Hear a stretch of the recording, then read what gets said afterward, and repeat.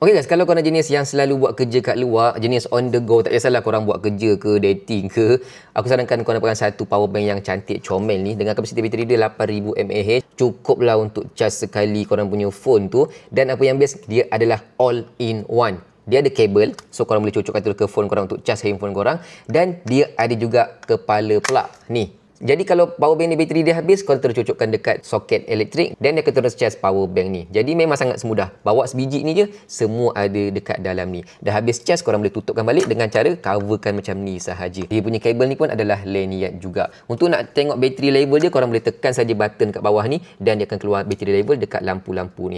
Kabel charger ni korang cocokkan aja dekat phone korang yang menggunakan type C begini dan dia akan terus charge elok.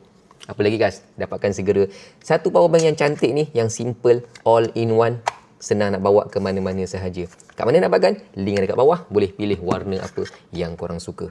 Mantap habis, serius. Cantik.